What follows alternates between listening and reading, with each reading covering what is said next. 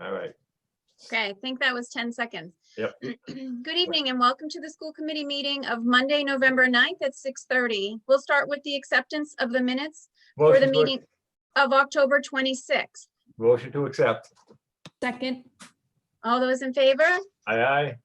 Aye, aye. I have to flip so I can see everyone. Is that all four of us? Aye. Yep. Okay. Hold on. Actually, Okay. I have to, I'm sorry. Put your hands back up. I couldn't see you. I'm sorry. All four of us? I need to All abstain. You need to abstain, right? So should Yep. just the four. Okay. Yep. Perfect. That's a vote. Nothing under communications. Under our audience, we have Mrs. Sheehan from the Memorial Park Principal. We have Mrs. Wilson, our Memorial Park nurse, and Deacon Bailey. Welcome all. Yes. Take it away, Jan. Hi. Hi. Yeah. So is this my time to? Yes. Okay, perfect. Roger that. You're on. Only because I just got unmuted, so I was like, it must be my time. So I want to really give a huge shout out to the kindergarten team, first of all, for seeing what was happening during snack time in the cafeteria. It was so quick. It happened so fast. And Deacon's teacher, Mrs. Cox, like sprung into action like you would only expect someone to do, but you never know that you could do it. It was like either freeze or, you know, I can do it. take action, and she absolutely took action. So she started doing the abdominal thrusts on Deacon, as well as calling for help. And so the kindergarten team ushered all the other children out, and Deacon had some pretty big grapes that day for snack time. And that's what it was. He was eating a great healthy snack, but those were big grapes he had. And he was amazing through the whole entire thing. And so was Mrs. Wilson. So Mrs. Wilson really was an amazing hero here. And it was not an easy task. So Deacon is that cute little guy that you see over there with his parents. Where Hi, did you- Deacon. There's Deacon. Deacon, do you want to say hi? Because if you don't talk, you won't be Say on hi. the camera. Hi, Deacon. There he is. All right. Hi. We've Thumbs always up. known that Deacon's brave because the first day of school, he was stung by 3 bees on his Oh. the back of his neck. And so he met Mrs. Wilson right away. So he had quite a bond with Mrs. Wilson already. So Mrs. Wilson, absolute kudos for doing everything right. She's told us to call 911 immediately. Just everything was perfect. So Mrs. Wilson, would you like to say anything? Oh, you're muted. Unmute. Got a girl. Hi. No, I just want to reiterate what Jan said about the team. Memorial Park was amazing. And I'm not going to lie, I definitely said a prayer that day. And I'm so happy that it turned out the way it did. And Deacon was definitely so brave as well. So thank you. Okay. All right. Slap 5. Deacon, slap 5. Slap 5. There we go. All right. Well, thank you, Miss Wilson. It's not always easy to not panic and to know what to do and to just jump into action, like you said, with the teacher as well. It is definitely scary when you're put in that situation. It's the fight or flight, and we're happy that you jumped right in and did what you are expected to do. We appreciate you being there. And Deacon, we're so proud of you for eating healthy, eating your grapes, even though they are highly chokeable. Thank you. Say thank you to Miss Wilson. Oh, All right. thank you. Hopefully you guys. won't have to go back and see her again. That's it. You've done it right away. Kindergarten, you got it out of the way now. Yep. It's like a family tradition because his sister was also stung at the beginning of kindergarten by the bees. Oh, Oh my yeah. goodness. You're Yeah. not allergic? So his No. mom Jody already said that the youngest turned to the youngest one and said, "You're next." Yeah, she's definitely gonna get stung next. We have to make sure she does, or it won't feel right. Right? Or we need to get our bee suit. Yes. Be careful. Thank you Well, very thank you much, for Ms. being Wilson. We here. appreciate Thank you that. all. guys. Ms. Chairman, just real quick, Sure. just want to say, hey, Deacon, I'm really glad you're feeling a lot better, first of all. That's really great news. And Ms. Wilson, I just want to reiterate what Jill said, but also, fortunately, not everyone's put in such a position all the time. Thank God, I've never have, most of us never have. But fortunately, we have people like you who took their training seriously when they were taught how to react to such situations, and a certain type of individual to stay calm in such a situation. I'm not sure all of us could do that. I mean, it's easy to say it was just my job, but it's not just your job. It's just being a good human being, being prepared. And we're lucky to have folks like you in Rockland schools. So thanks for Well, being thank you there so for Deacon. much. Absolutely. Thank you very, very much. All right. Thank you. Good night. Have a good weekend.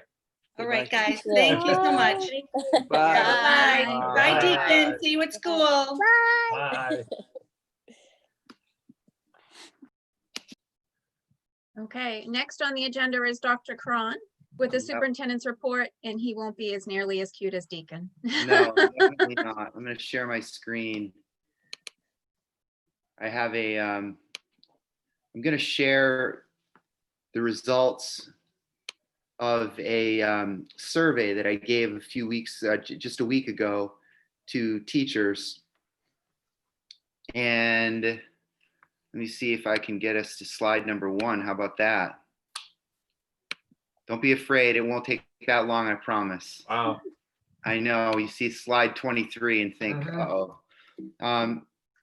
So I just wanted to do a survey, not because anything was wrong, but because I wanted to see how things were going and wanted to get some feedback from teachers. Let me see. So I wanted to monitor how we're doing and with remote teaching and learning so far. Wanted to measure teacher efficacy with regard to teaching and learning. It's very important how effective the teachers think they are. So when you study educational leadership, the word efficacy becomes very important to you because you care about how the teachers feel about how well they're able to do certain tasks, because it affects their ability to do well.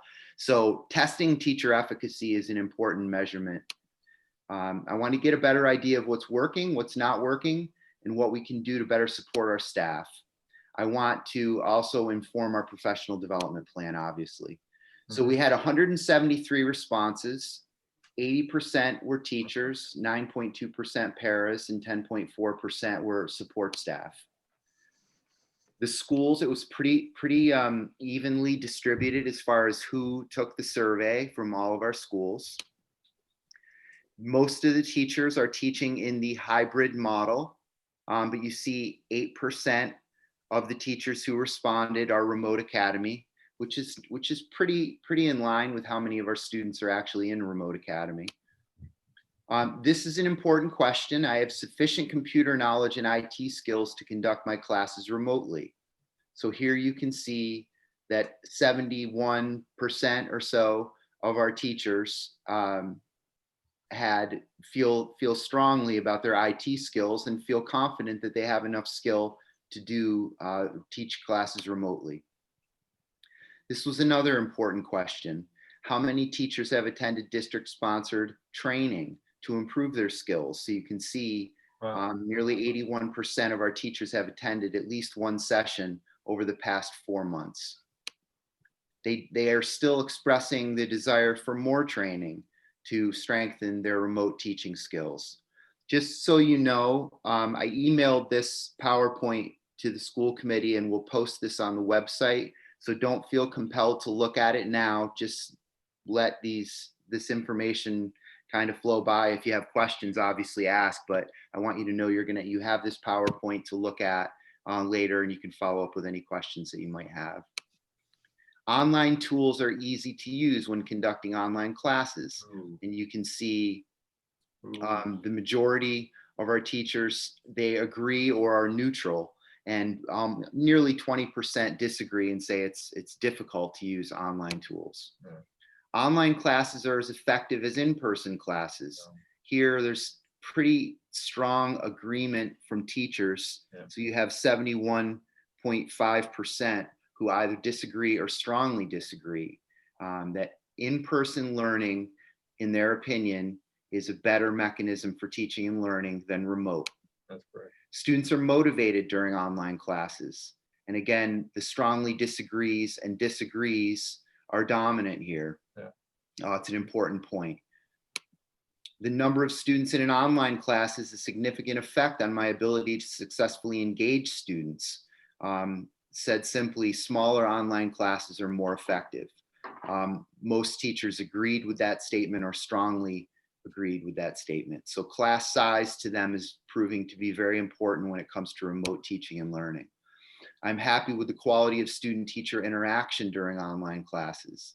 Again, general sense of agreement, or neutral, but there's a good percentage who disagree or strongly disagree with their happiness over the quality of student-teacher interaction. Again, they prefer to be in person. This was an important piece of feedback for us, that 85% of our teachers strongly agree or agree with the statement, I am comfortable using Google Classroom. Very important. It's a core element of our remote teaching. It takes longer to accomplish something remotely than it does in person. Again, you can see strongly agree and agree very dominant here. The time that it takes to accomplish something with a student remotely is greater, in their opinion, at this point than it would be in person. Students are often distracted by things going on at home. Again, pretty strong agreement with that statement. This, interestingly enough, is an area that we can do something about. We can talk to families about distractions in the home. We can try to counsel families to develop areas in their home that are better for kids as far as their teaching and learning at home. So this is an area that we can actually have some effect on.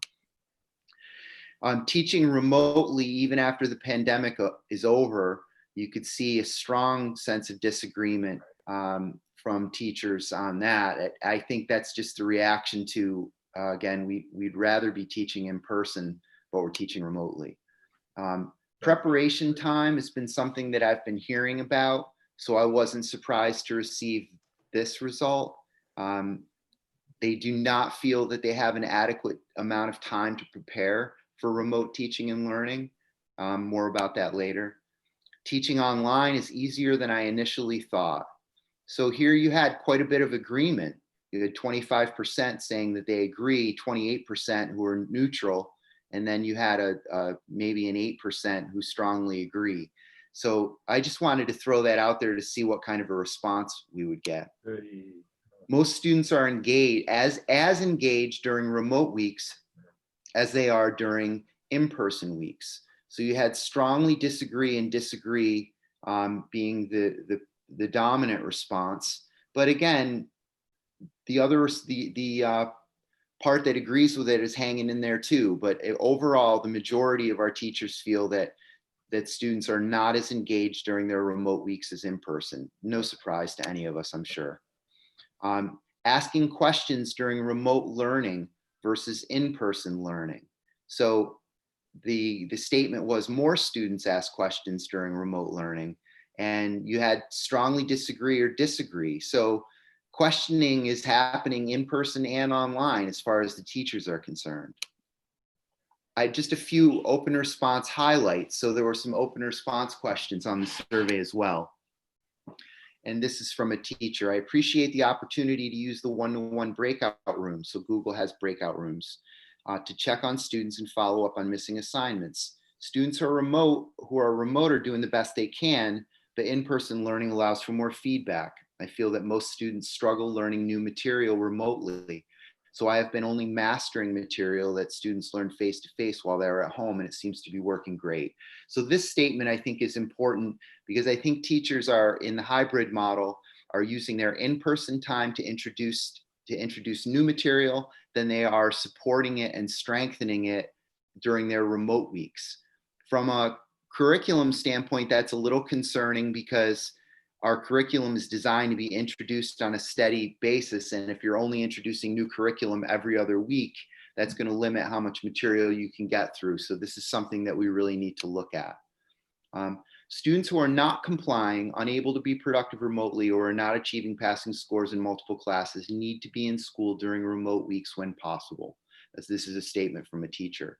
I agree with that statement. Another open response. This is from a teacher: not having control over students opening tabs and doing other activities while instruction is going on, and having other family members in the background giving help or answers. So this is a concern. This teacher likes the breakout rooms, lets them enrich those who are ready to move on while offering extra support for struggling students, but it's challenging to manage multiple breakout rooms. So again, Google is coming out with new aspects of their tool on a weekly basis. So breakout rooms are something that Google recently added, and our teachers are really starting to use quite a bit, especially in the older grades. This was an interesting comment that this teacher says: I noticed some of my students are lonely. So she started, or he has started, to let them use breakout rooms for socializing during mid-morning break and snack. And then she makes a recommendation for, possibly we should have some sort of a club or activity for them so that they can have conversations with other kids. But I just thought this was a very interesting observation by this teacher, that some of my students are lonely. As a special education teacher, remote learning is a lot easier than I thought. We have access to some great tools. It takes a long time to prepare the digital tools for lessons, but once I've made the materials, the lesson delivery is actually much easier. That said, although it's easier, are my special education students getting what they need? And her answer, or his answer, is no. So for students with significant impairments in the areas of reading, math, and written language, I'm finding it's very difficult to give them the structured, multi-sensory instruction that they need. So again, this is not a surprise, but just a reinforcement of this idea that our students who need the most are really being hurt the most by our current situation.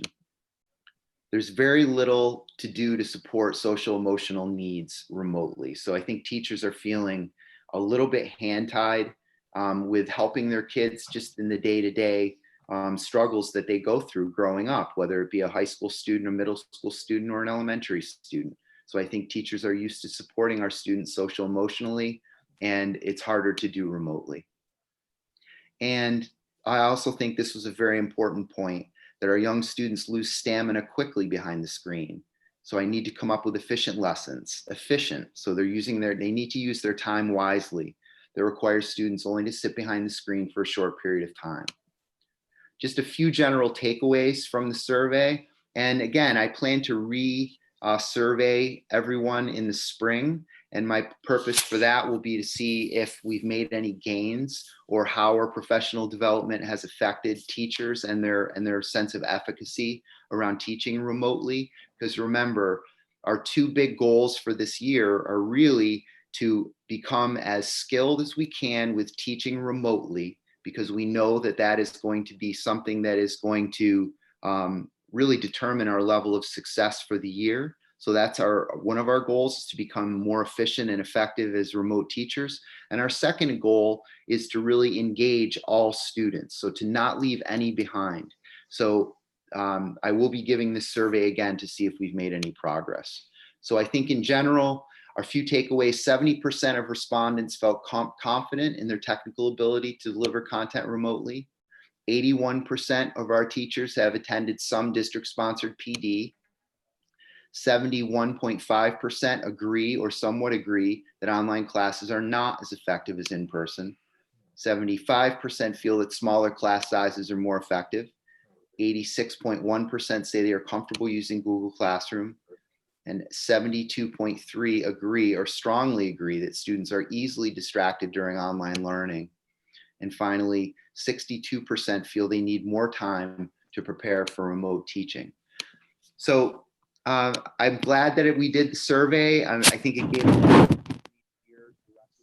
professionals and support staff. And their findings Can't hear you, Dr. Cron.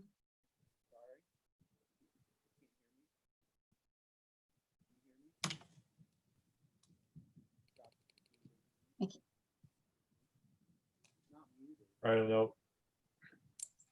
My microphone, she There said. we go. There you go. You're Is that back. better? Yeah. Okay. Yes. You're back. All right, good. So overall, I think the survey results were incredibly positive, very optimistic. It does point out some of the things that we've been worrying about, but overall, the comments were very insightful. They are communicating primarily with parents through email, less by phone than I expected.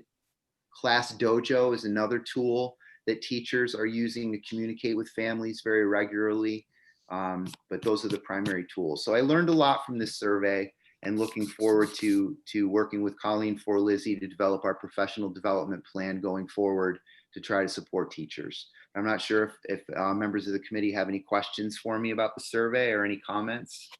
I have a couple of questions. One is attendance. How do you take attendance with the students every day as they come on each Absolutely. class? Yeah. How is the attendance? At ratio, anything like? Yeah. Well, the attendance, when I've checked on it, I dipstick it now and then, has been fairly good. But I will say we have concern with the kids who are not engaged, Tom, with the kids, Yeah. you know, and I hate to throw out a scary percentage, but at the high school, for example, there's a good 15% of our population who is not fully engaged in their remote learning. And Okay. it's very, very concerning. Yeah. And we feel a little limited as to what we can do about it. We're making phone calls, we're speaking with the families, we're going to homes in some cases, but remote is not the same as what we can provide when they're in school. So Yeah, I understand. Yeah. Yeah, and the only other question is, we still got MCAS on the schedule? we still have MCAS on the schedule. I have yet to hear from the state how they plan to handle it, but they have said that they plan to do MCAS for this year. Oh, okay, that'd be interesting. It will be interesting. Yeah, all right, thank you. Ms. Davidson, did you have a Yeah, I have a question? question. On one of the bullet points, it says 81% of teachers or staff members attended PD. Is Mhm. that the optional additional PD, or was that the PD that was at the beginning of the school year? Some of it was at the beginning of the school year. Some was over the summer, and some is happening now. So Lisa Ryan, for example, is now offering a 3-credit course to teachers. They can actually get graduate credit if they attend these sessions for working through Google Classroom. So it's been primarily through Lisa Ryan that we've been offering all of this professional development. Okay. And then one other question, in the survey results, it was like on average, like 16 to 20% kind of either disagreed with the question, I would say. Was it the same group of people every time, or was it scattered throughout? Is there a way for you to see that? Any particular question? It was just kind of all the questions that you kind of went through. It seemed like there was a range of 16% to 20% of the results were negative. Was it the same group of staff members, or was that's it? a good question.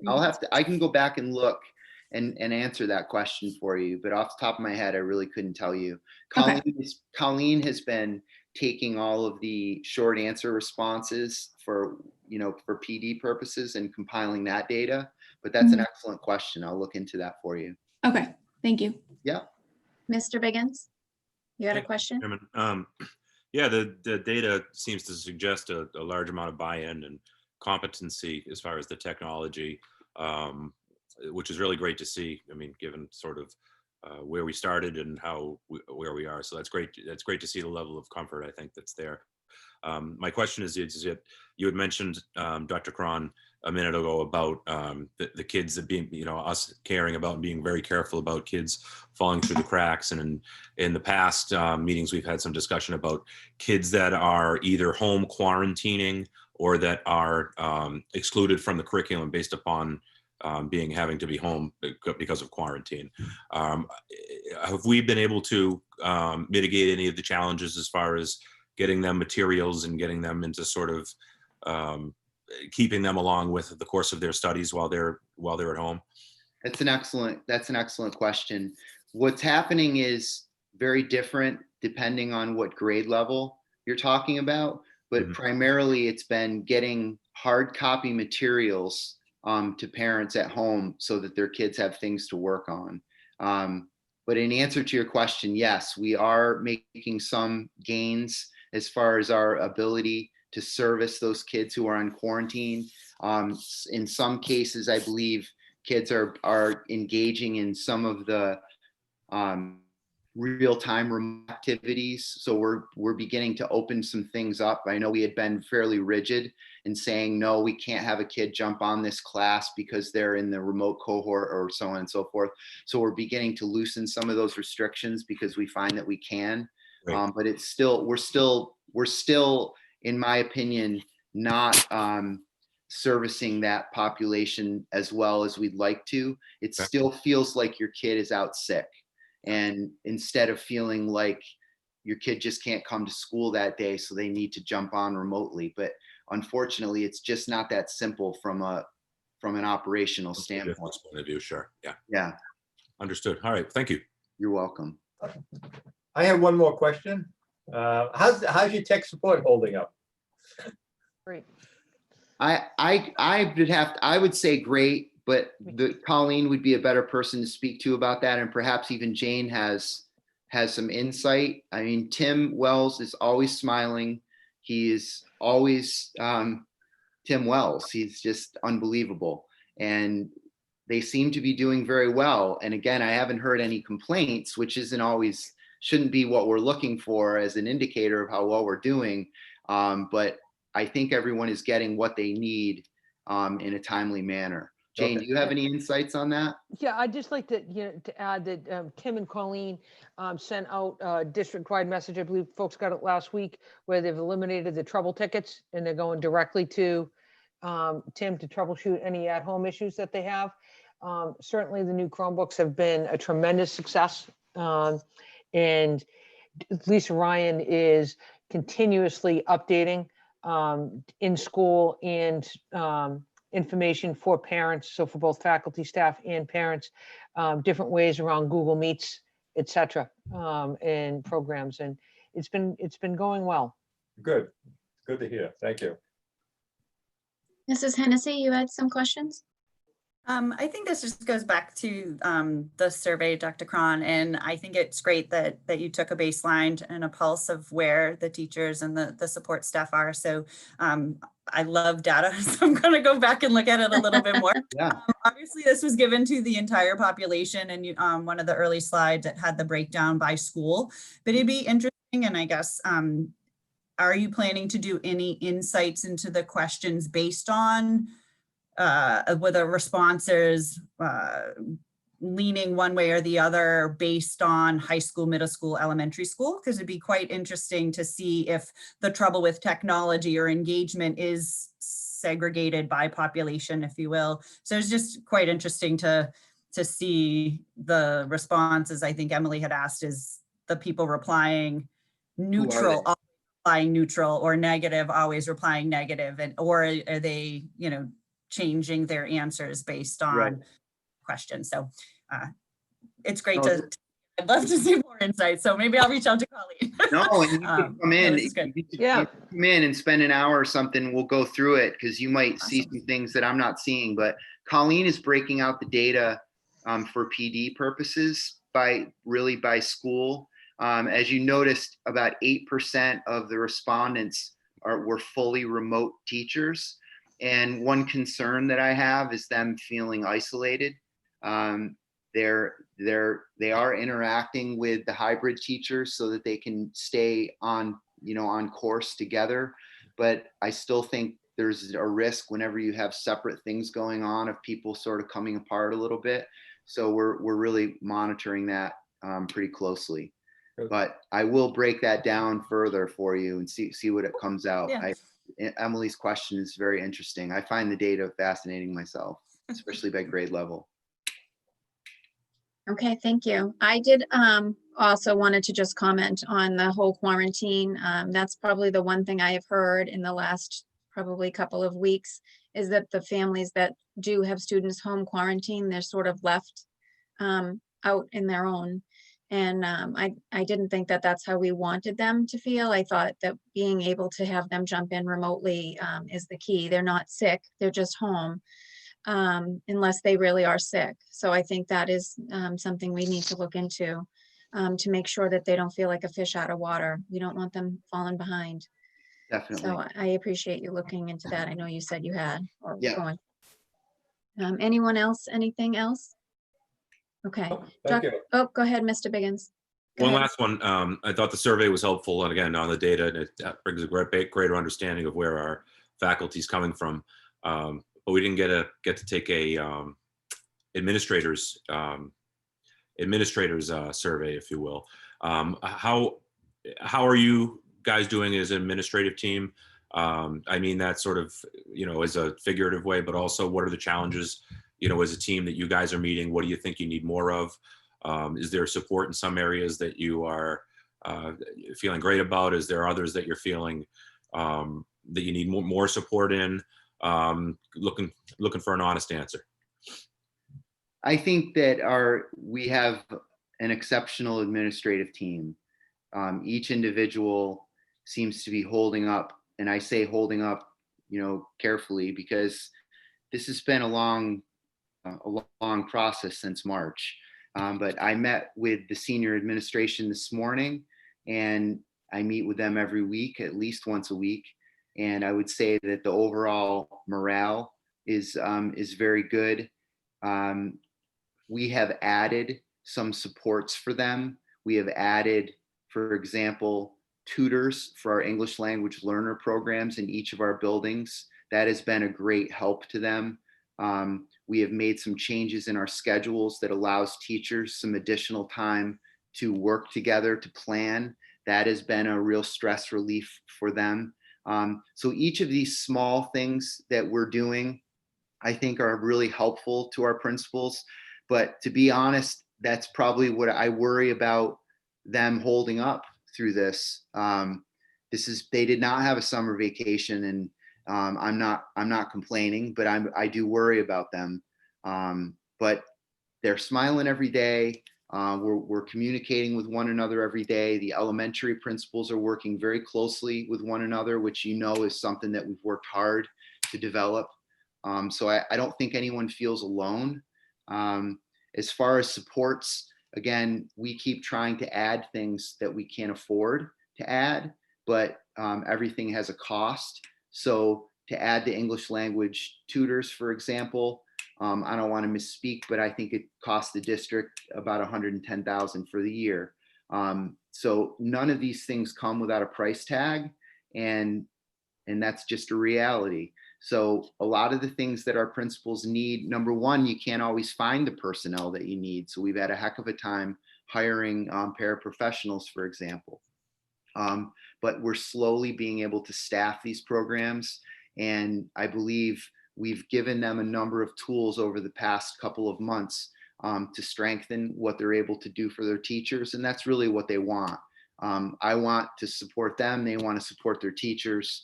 So it seems to be going pretty well. I don't know if I answered your question, Dan, I'm sorry. But I think they're doing pretty well, but I do worry about it. I was asking more about you. And Colleen and Jane. I know, we talked a lot about the faculty, and I know that they're doing a great job with all the, the multitude of challenges that they have, but I'm just wondering how you guys are doing as a team and how the pressures are keeping you guys going. And is there, do you have enough, the tools at your disposal that you guys need to administer the way that you need to do it? Yeah, I mean, I won't speak for Jane or Colleen, but I feel incredibly fortunate to be in Rockland. I have since the day I arrived quite a few years ago. And I started my day with a meeting with Doug and, police chief and fire chief, and everybody is rowing in the same direction. And I feel incredibly fortunate for that. I also feel that it's an incredible privilege to lead this district during this time. And so every day I'm incredibly grateful. So that's how I'm feeling. I don't know how Jane and Colleen are feeling. Jane, I don't want to speak for you. I feel great. Sounds good. Jane just wants more COVID dollars. That's right. Just Right, give me bring in the More money. funding. Share the money. No, I mean, I think that we're tremendously grateful, for your support, during this. We've had to come to you for very difficult recommendations, to come to, Dr. Cron with difficult recommendations, and to you folks with difficult recommendations. And I'll just echo, what Alan said. I'm incredibly grateful to be working in the environment that I am. It's very supportive, all the way through, and we're in it together, and we work through it together with the town, with you, with the union, with each other. It's a great team. It's a great team, and we're in it to win it.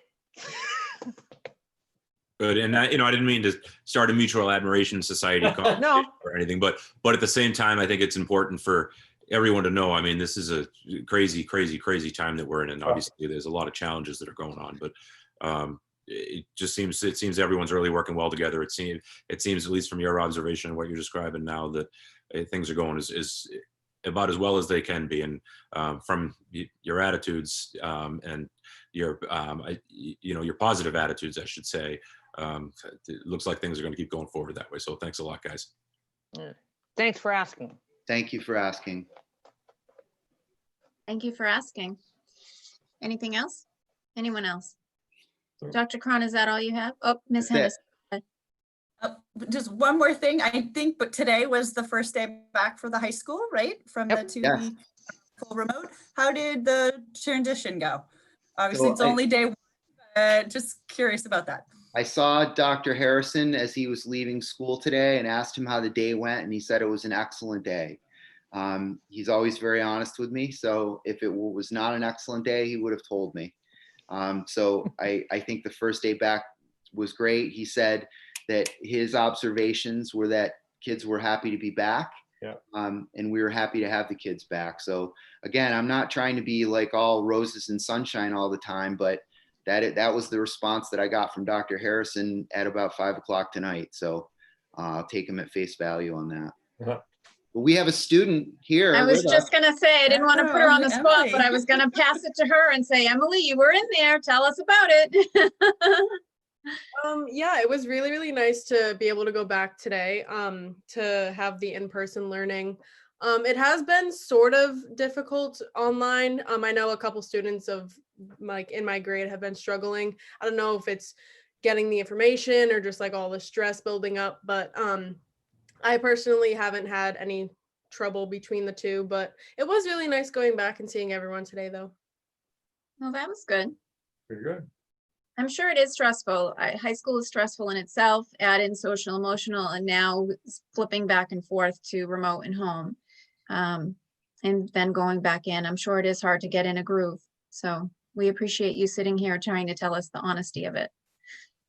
Anyone else? Nope. Okay. We'll move on. Thank you, Dr. Cron. On to reports, monthly reports for October. Administrators, Dr. Harrison, Ms. Bond, Ms. Smith, Mrs. Shifley, and Mrs. Sheehan. Guidance, no. Mrs. Black. Sorry, nurse, Mrs. Ryan, and pupil personnel service with Dr. Manigula. On the reports, 4 motions to accept the reports. 4 seconds. All those in favor? Aye.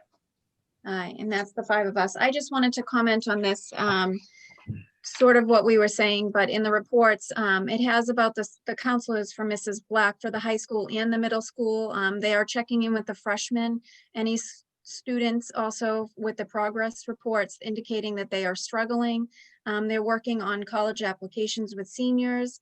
They're doing virtual check-ins at the middle school as well, daily check-ins with the quarantine kids, and reviewing their progress reports to make sure that they are keeping up. I wanted to shout out and thank the guidance counselors. We go back to the teachers and the principals and everyone else, but I want to say that these ladies and gentlemen have their hands in it too, helping us sort of make sure everyone is staying afloat in all of this. So I thought it was worth taking just a second to say thank you for their hard work on their day-to-day basis.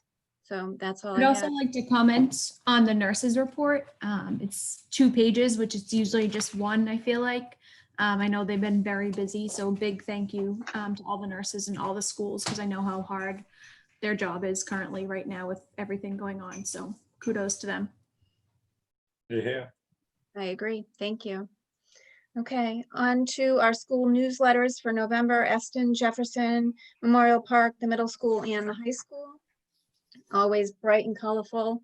It's good to see that the kids are back in there and things are going on with the pink out day and things like that in October. Moving on to old business, elementary school building update. Dr. Cron? Yes, I'll be very brief, but I just wanted to remind the committee, we just submitted what is called the 90% construction document. So we had previously submitted a 60% construction document. Now we're at 90%. We're in the process of collecting bids from contractors for the individual aspects of the work to be done. And here's the scary statement. Ready? Drum roll. March, we will be breaking ground. So it's happening, and this is happening quickly. And the construction vehicles will be pulling up in March. So get your hard hats ready. Okay. But it's very exciting, very, very exciting. So I just wanted to keep that on everyone's mind that we have this project going on. Thank you to Rich Penny, who's leading that committee and all the work that's going on in that committee. Again, feeling very confident with our team. Our architects are top shelf, and our project managers, SMMA and PMA, are just outstanding. So we're feeling good about it, and looking forward to having the most amazing elementary school in the state of Massachusetts built beginning in March. So very exciting news. Good. Very exciting. I think that it's becoming a reality, getting to see the sketches on it and things that really makes it exciting that it's coming. We're really getting it. It was a quiet 9 months with just the work behind the scenes, getting it Fun time will be the to fruition. So it will be exciting to cut ground. fun time will be the groundbreaking. Right. And Yeah. getting to watch it. I remember when my kids were little, and they're not so little anymore, bringing them up in the stroller, getting to watch the middle school that they attend being built. So I think that it's really cool that there'll be another one right there too. That's neat. Okay, moving on to busing update. Is that Miss Hackett? Sure. Or is it Dr. Cron? I don't know. Who wants it? Go ahead, Jane. Jane volunteered. It's going very, very well. It really is. It's going, the kids have, and the families have just been absolutely spectacular.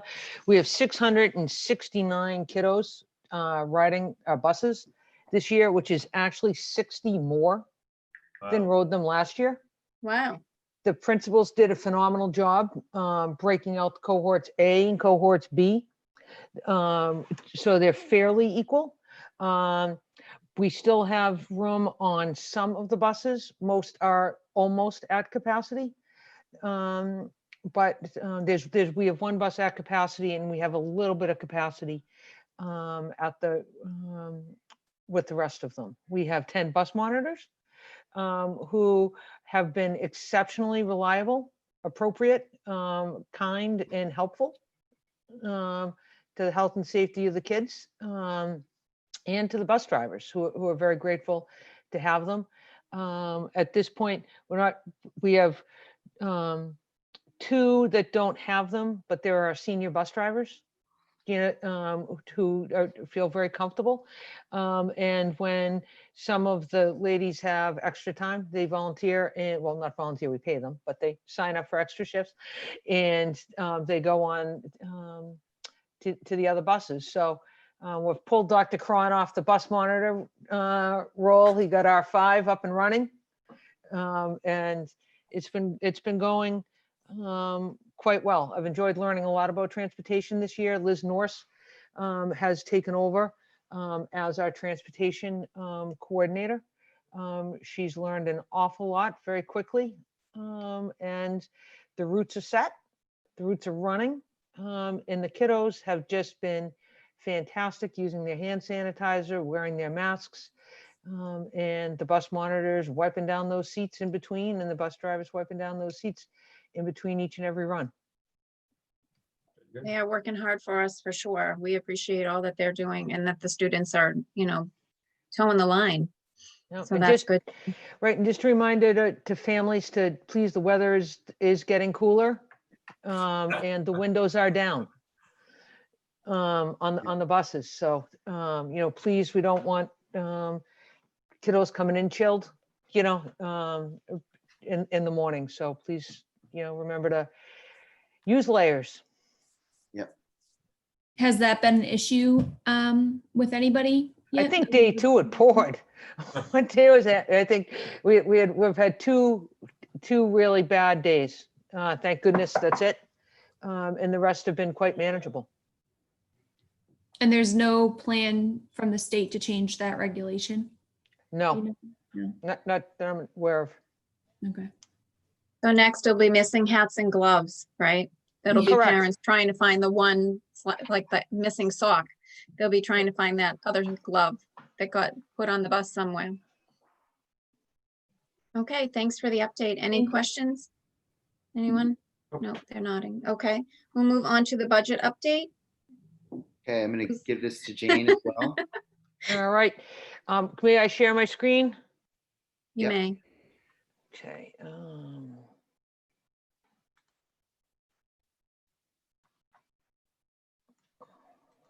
Hold on, I'm freezing.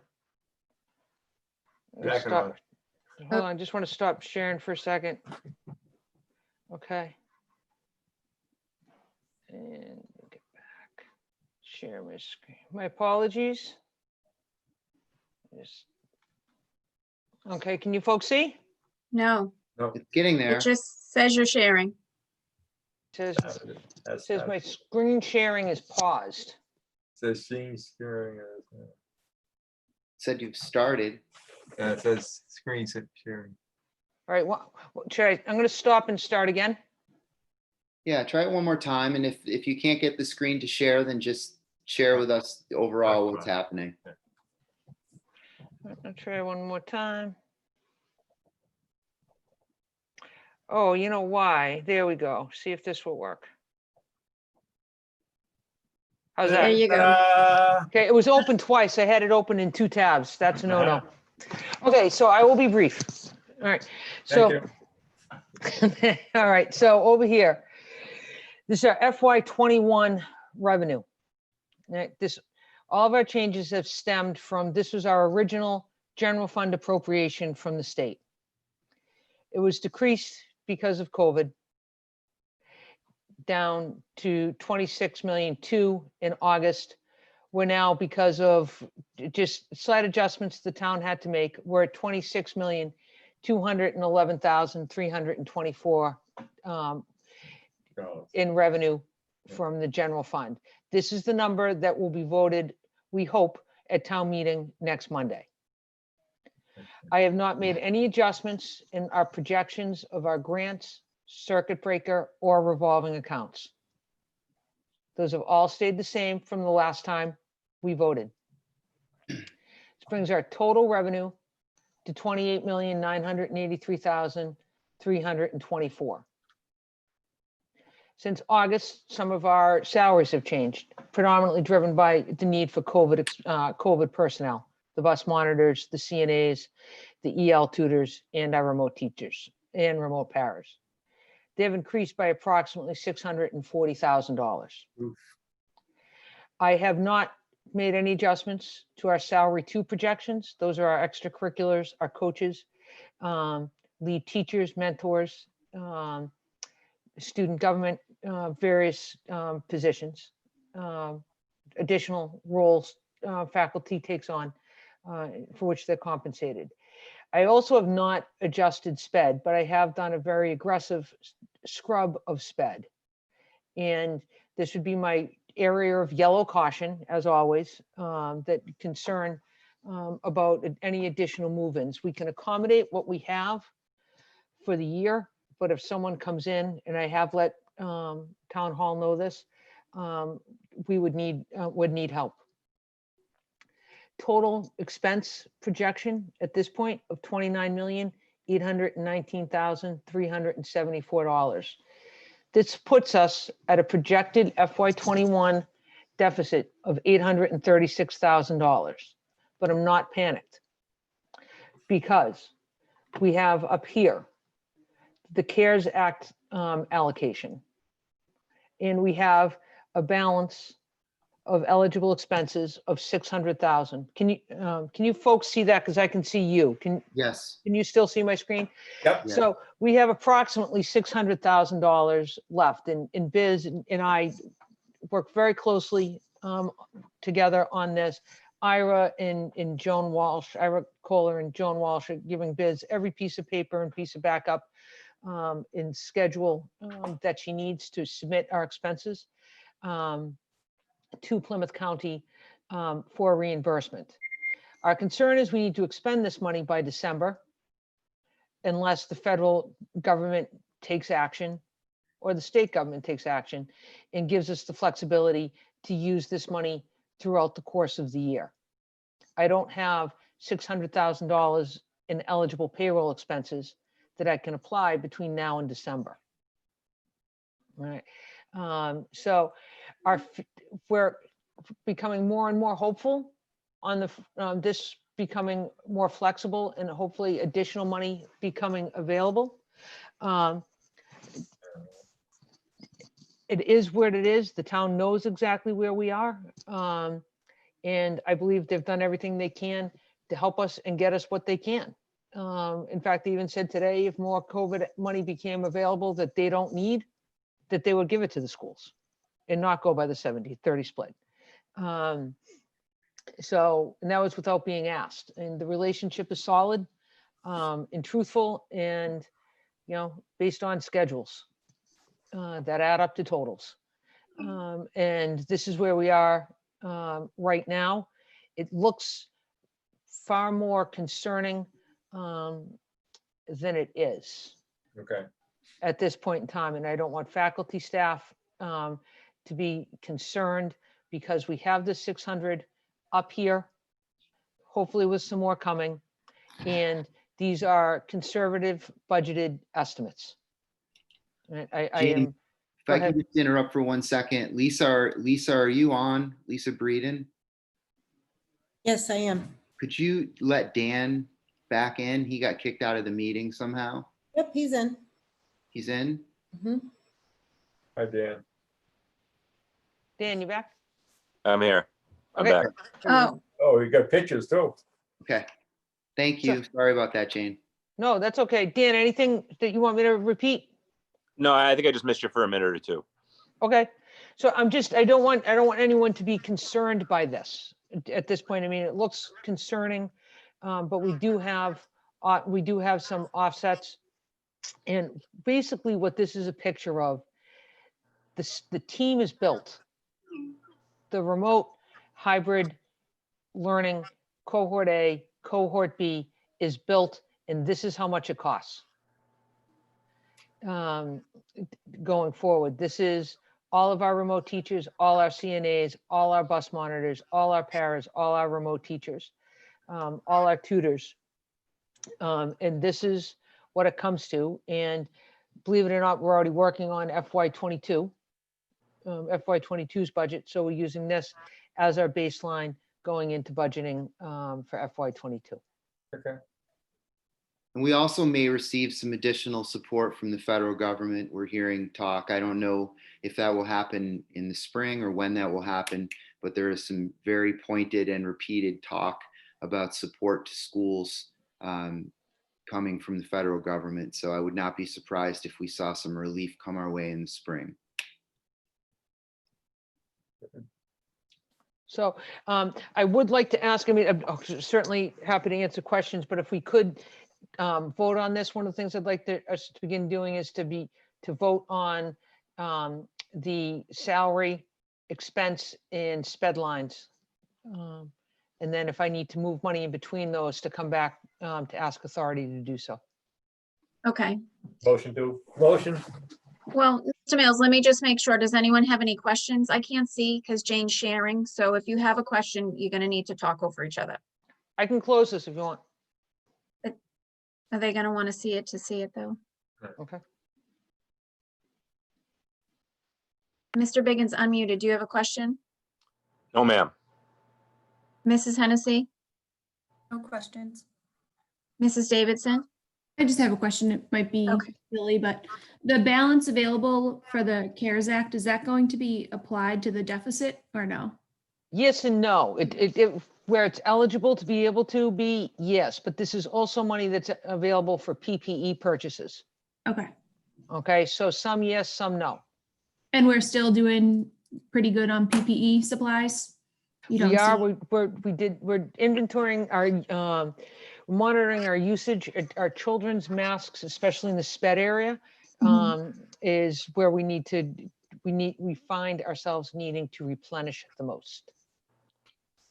okay. I think that makes sense. Okay, that all the questions? Yes? Yes. Yes. Okay, go ahead, Mr. Mills. Motion to accept. Second? Okay, all those in favor? Aye. Aye. I'm gonna go around because I can't see you. Emily, I heard you. Dan, I heard you. Mr. Mills, yes? Jamie? Yes. Okay, that's the 5 of us. Thank you. All right, thank you. Sorry. Okay, is that, Jane, that's all you had? I don't want That's to it. cut you off. Okay. Moving on to our new business. We have a request for approval for the fundraisers. In the high school, the National Honor Society is a very desk raffle. It's a standing desk. They're doing it for November to December to raise funds for the Stephen Sangsta Rockland Pride Scholarship. And for the Rogers Middle School, the Student Government Council is making Chromebook covers. They're gonna have that Good. to raise money for Student Government Council events such as future school dances and bus expenses. Two motions to accept. Second. 2 seconds, all those in favor? Aye. Aye. Aye. That's the 5 of us. Okay, back to next is class sizes for 2020, 2021. Yeah, so this report was difficult for Donna to put together this year because obviously it's not as simple as it was last year. But the class counts are what they are, and we have it broken out for you so you can see what people are teaching. I don't know if anyone has any questions about the class sizes, but the report looks different than it did last year, but we did our best to try to give you all the information that we have. But it's just not as clean as it was last year because we have teachers teaching half remote, half in person. We have some teaching full remote and so on. It's a strange year. It's a strange year. Thank you. Does anyone have any questions? No. No, I just have a comment that it was interesting to see how sort of balanced the classes are in all of this. There's not too many that are far off of each other. Right. Even between the 3 elementary schools, which is usually one school is way bigger than the other 2. In this, it's not. So I thought that was interesting. It was interesting to see that some of the teachers in the elementary schools are doing remote from school to school. They're not just one school, they're covering 2 schools. I just thought that in all of this, we've sort of grown together rather than fallen apart. So I thought that was encouraging. Donna, thank you for taking the time to put it all together for us to see it clearly. No other questions, so we'll move on. Public service announcements. Emily Gabrault, are you ready to go first? Do you have anything to say? Not really. You guys kind of said everything, but I do really appreciate everyone. I think I kind of said this the last time, but I really, really do appreciate everyone's hard work and all that they're doing for us and making everything seem normal. Thank you. We appreciate that as well. We're happy to have you here with us to give you your student point of view. I'll go up to my top right, Mr. Mills, that's you. Okay, Wednesday, Veterans Day. Just think about it. Stop at 11 o'clock in the morning is the actual time that everything started happening. That's the time when we should be reflecting. Take a couple minutes and just reflect on what the veterans and service people have done for our country. That's it. Thank you. Thank you, Mr. Mills. Ms. Hennessy?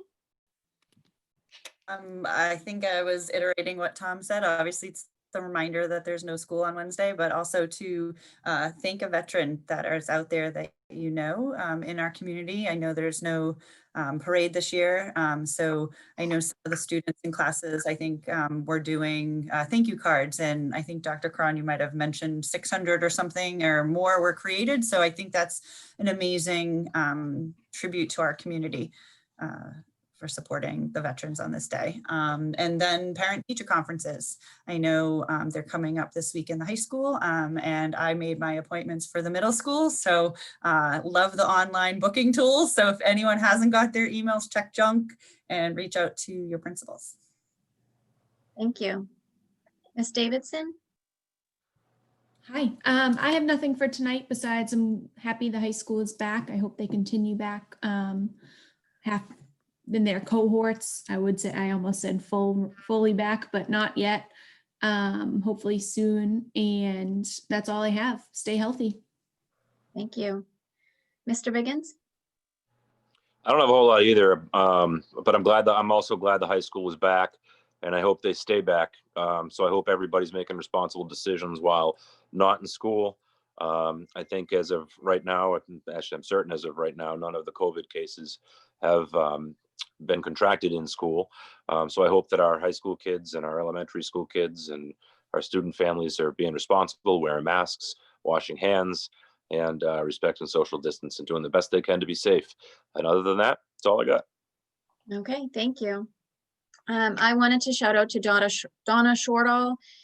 She is our town clerk, and Liz Landy, Christine Campanale for the work that they did for us last week on Election Day. Donna is retiring this year, December 31st, and I think we have been lucky to have her. They had 6,000 early voters and 4,000 in person, just from what she had posted, but I got to talk to her and she said that it was a great day and her team really did well. So I just wanted to shout out to thank them for all their hard work. This town really is coming together to do for all of this. And it's nice to be able to have the people that we have. Special town meeting is Monday. Jane had said that this coming Monday, November 16th, a week from today at 7 p.m.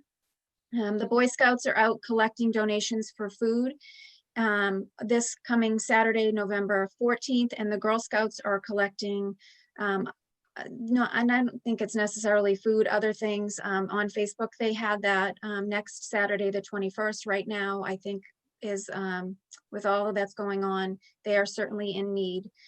So check into that on Facebook and reach out to your local Boy Scout or Girl Scout. And that's all I had.